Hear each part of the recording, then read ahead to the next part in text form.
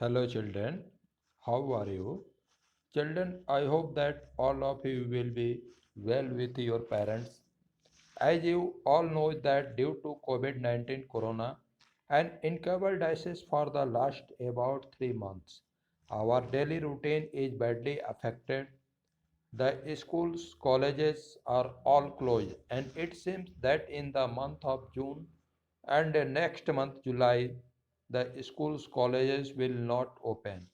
So, all of you are requested to follow the social distance and stay home and study on time and follow the order of your parents.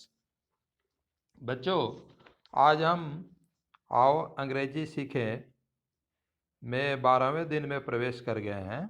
तो आज हम 12वें दिन पढ़ेंगे छोटे छोटे वाक्यांश मतलब फ्रेजेज। इंग्लिश में इसको हम बोलते हैं फ्रेजेज। तो और कमांड या सेंटेंस ऑर्डर, जैसे कि आज्ञा या आदेश के वाक्य, सेंटेंसेस ऑफ कमांड या ऑर्डर। तो इसमें क्या है कि अंग्रेजी में वाक्य की जगह कई बार वाक्यांश अथवा केवल दो एक शब्दों से काम चलाया जाता है। यानी बहुत बड़ा नहीं, छोटे छोटे वाक्यांश लेते हैं और उससे ही काम चलता है और वे पूर्ण अर्थ बताते हैं इंग्लिश में। उदाहरण के तौर पर yes sir, no sir, very good sir आदि। जैसे हम बोलते हैं ना, यस सर, हाँ श्रीमान ji, yes sir, no sir, very good sir. ये वाक्यांश इतने अधिक प्रचलित हैं कि अंग्रेजी बोलने और समझने के इच्छुक प्रत्येक व्यक्ति को इनसे परिचित होना अत्यंत आवश्यक है। ये वाक्यांश बहुत सरल भी हैं क्योंकि ये व्याकरण के पेचीदा नियमों से बंधे हुए नहीं है। यानी इसमें सामान्य तौर पर देखा जाए तो व्याकरण के जो नियम होते हैं उससे ये वाक्य बंधे हुए नहीं हैं। तो चलिए देखते हैं छोटे छोटे वाक्यांश यानी फ्रेज।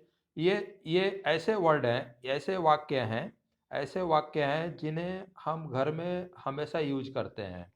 तो ये सीखने के लिए बहुत आसान है। हम इसको घर में बोलें तो बहुत जल्दी सीख जाएंगे। जैसे है, मैं अभी आ रहा हूँ, जस्ट कमिंग। मैं अभी आ रहा हूँ, जस्ट कमिंग। बहुत अच्छा, वेरी वेल। अच्छी बात है, फाइन और वेरी गुड। फाइन बोल सकते हैं या वेरी गुड बोल सकते हैं, जैसी आपकी मर्जी। As you like, as you like please. और कुछ, जैसे आप किसी को कुछ देते हैं तो बोलते हैं ना, और कुछ चाहिए क्या, और कुछ, तो एनीथिंग एल, एनीथिंग एल। बस रहने दो, तो वह बोलता है ना कि बस रहने दो, अब और नहीं चाहिए, तो आप इतना बोल सकते हैं दैट्स इनफ। तो वो बात पूरी हो जाएगी, दैट्स इनफ। इस सम्मान के लिए धन्यवाद, thanks for the honour, thanks for the honour. अच्छा, अच्छा हम ओके बोल देते हैं। क्यों नहीं, वाई नॉट। क्यों नहीं को हम बोल सकते हैं वाई नॉट। थोड़ा सा भी नहीं, जब आप किसी को देते हैं और वो ना बोलता है तो आप बोलते हैं थोड़ा सा भी नहीं, not a bit, not a bit. ध्यान रखना, टेक केयर, ध्यान रखना, टेक केयर।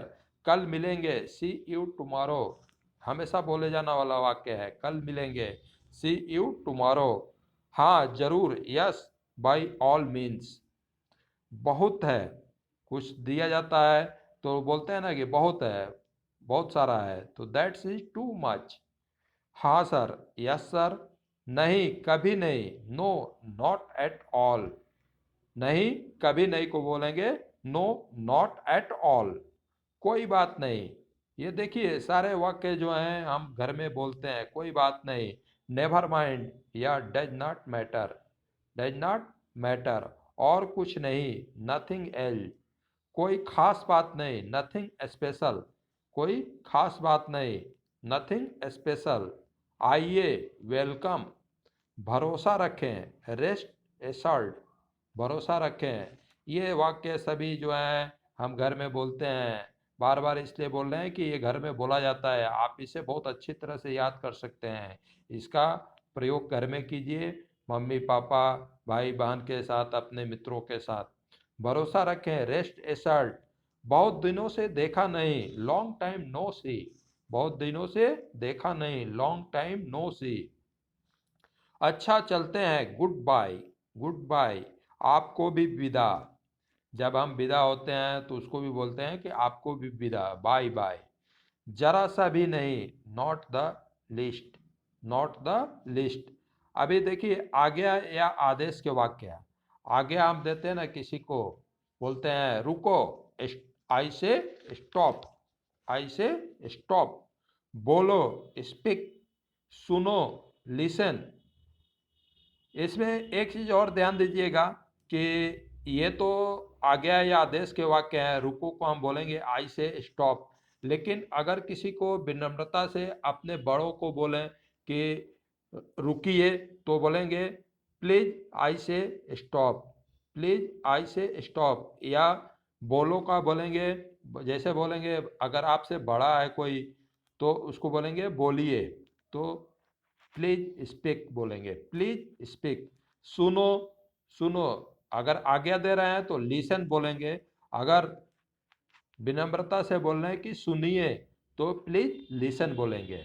तो यहाँ पे ध्यान रखिएगा, इसके पहले हम प्लीज लगाएंगे अगर विनम्रता से या अपने से बड़ों को, अधिकारी को बोल रहे हैं तो चलिए वो ये सब आगे भी आएगा, आपको आगे बताया जाएगा। चलिए यहाँ पे याद आया तो आपको बता दिया। अभी देखिए, यहाँ ठहरो, वेट हियर, इधर आओ, कम हियर, इधर आओ, कम हियर। इधर देखो, लुक हियर, यह लो, टेक इट। पास आओ, कम नियर, पास आओ, कम नियर। बाहर इंतजार करो, वेट आउटसाइड।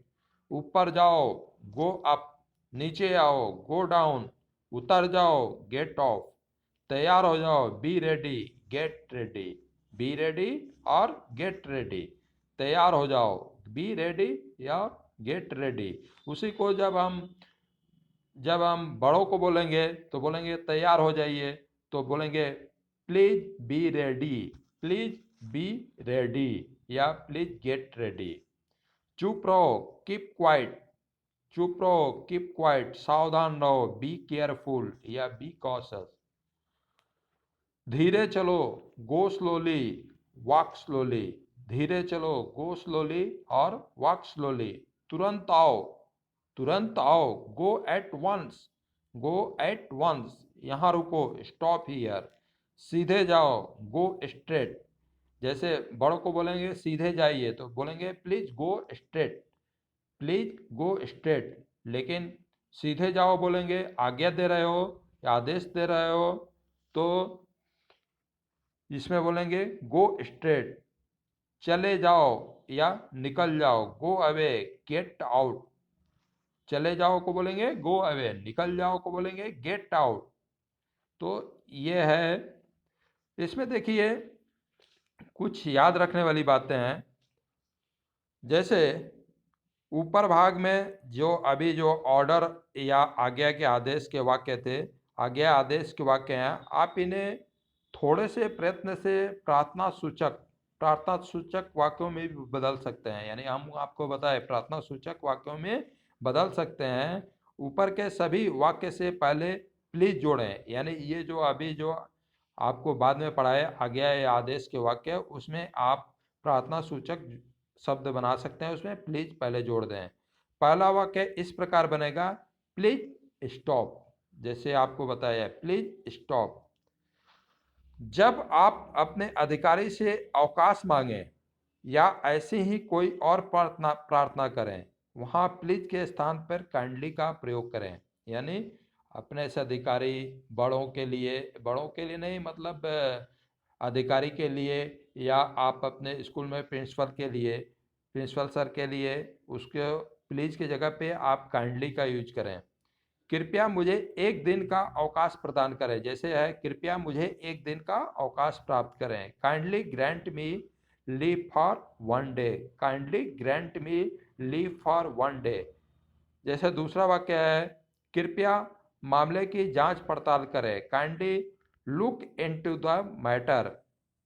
तो इसमें देख रहे हैं कि इसमें हम काइंडली का यूज किए हुए हैं। तो डू नॉट आदेश और प्रार्थना के वाक्य आपको अगले चैप्टर मीन्स अभी